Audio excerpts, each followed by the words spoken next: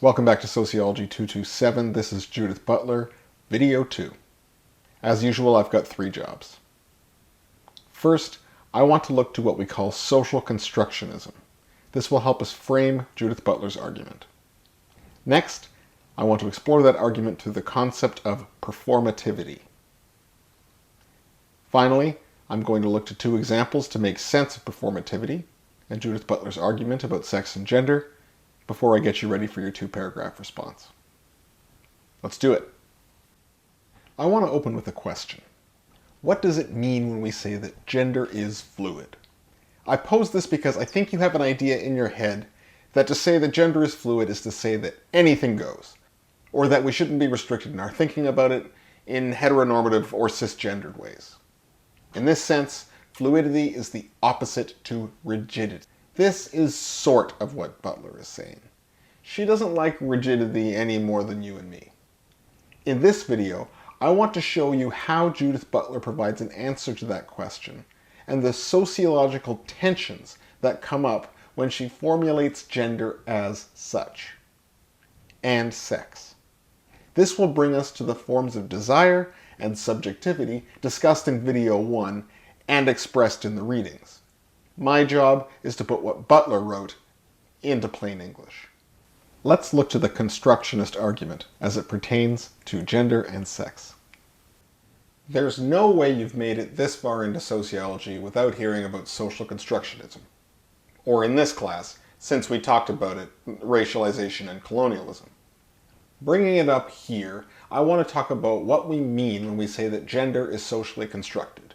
One way of saying gender is fluid is to say that the category refers not to an inherent attribute within us, but a series of constructions that are culturally organized in cultures in which we're located. To repeat what I was talking about in the post-colonialism lecture, when we say that gender, or anything for that matter, is socially constructed, we suggest a few things. The first is that there is a collective organization to the way that the thing is understood outside of the individual entity. The way that something is received varies in particular conditions. So part of this claim is about knowledge, about history, and about reality. In terms of the first, it means that we could know something differently. There is a situated way in which we gain access to the knowledge of things, and with different conditions we learn about an object differently. Think here about the work of anthropologist Margaret Mead. She went to Papua New Guinea and saw that the gender categories used there were quite different than those found in the West. By observing gender in a different setting, we get different results. We can know things other than how they are presented to us in the case of a socially constructed object like gender. Second, and related to the first position, is an historical one. If we look throughout time, we will find that things that are socially constructed are different than they were before. In terms of the discussion in the post-colonialism lectures, we said that part of the history of empire was the creation of racial categories where they didn't exist before. Part of the history of Orientalism was lumping various groups of people into a Middle Eastern category, with its own dynamics that are different than other racial categories. In each of these cases, something has a history on which its existence is contingent. Historical contingency is a phrase people often use here. Finally, there is then the question of reality. And here is where we need to ask the most questions about constructionism. When we say something is real, we would most often say it exists outside of how we know it and how we feel about it. So we could say that the ways that we think about and use our bodies vary somewhat on culture, but that human bodies have a reality outside of their cultural existence. Representations may differ, but bodies don't. We can call this the natural versus social divide. Butler will argue that the constructionist argument doesn't go far enough, because eventually we get to a point where culture ends and the natural or the biological begins. Here we get to some sticky questions. Here's one. Is language real? What about linguistic representations? To what extent are they real? You and I both know that language exists and is real, But how and in what way, this isn't so easily discerned. Or ideas. In each of these cases, there are no clear-cut answers. To say that something is socially constructed seems to suggest that it is less real than a scientific object, something objectively true, but more real than the words that we're using to describe it. Now, because Judith Butler reads so much Foucault, the relationships between words and things are a two-way street. It isn't just the language that describes gender and sex that are important, but the ways that our descriptions of things alter the world and change the ways that others relate to us. I'll explore this further in the next slide. In any case, all social constructionists want to critique some form of essentialism, the belief that things might have a timeless, unchanging essence away from or outside of the impact of the social. When someone is called a gender essentialist or a sex essentialist, or both, the idea is they support an idea of womanness without which one is not a woman. So looking to constructionism, we have questions about language and about reality. Finally, I want to look to what we mean by social when we talk about social constructionism. If you've been paying attention in this class, you will realize that the term social is by no means settled either. With each different sociological theorist we read, we find a different realm whereby entities are social. Durkheim's social is social facts. Marx's are the material conditions whereby we reproduce the species. What becomes evident is that social doesn't mean much divorced from the greater system in which it's deployed. My argument is that in saying sex and gender are socially constructed, we end up with as many questions as answers. We have a bunch of different questions about what constructionism is and what social means. I would argue the same for gender fluidity. In both cases, we need to know more about the specific argument at hand.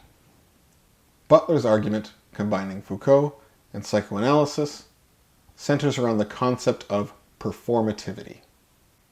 Here I want to outline it and show how performativity differs from performance, which will set up the difference between Judith Butler and Erving Goffman. Gender is made as it is done, mixing the discursive elements Foucault pushed us towards and the flows of desire mapped by Freud and his followers. When we think about performing gender, we think about ways that we act out things, as a man, or as a woman, or as something else. Butler is, of course, addressing these moments as gendered moments, where we make sense of gender by acting it out. In this sense, like Goffman, Butler is arguing that gender is a performance. However, she means a great deal more than that. Butler argues that gender and sex are indexical. When we say that a term is indexical, we mean that its meaning is found in how it is used in a set of practices. Think of the expression, uh-huh. It gains its meaning only in a particular moment of everyday life. Butler is saying the same thing about the sex and gender binary. She argues that whenever we talk about biological sex versus social gender, we are constituting those two terms in opposition to each other.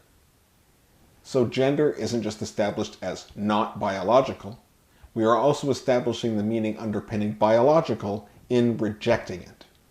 The argument here, then, is that sex and gender are products of discourse and desire, and are, in this sense, ethical. Butler is going to argue that our attempts to divide biology from the social, in terms of social constructionism, are themselves the product of discourse. So, if your bigoted uncle at Thanksgiving dinner says, regardless of what society you look at, you'll always see that men are stronger than women, and this is because of biology, this too qualifies as discourse in the Foucauldian sense. This will become more clear as we look to Butler's book, Bodies That Matter. Here we can see the combination of Foucault and Freud.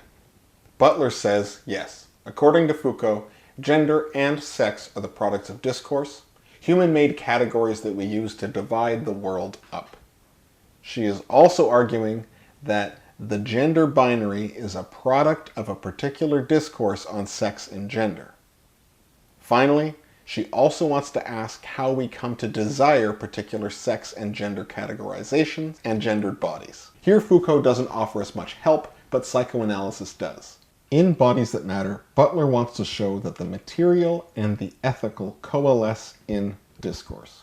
One of her goals is to see how feminist discourses, particularly on queer folks, reproduce exclusionary understandings of sex, gender, and desire.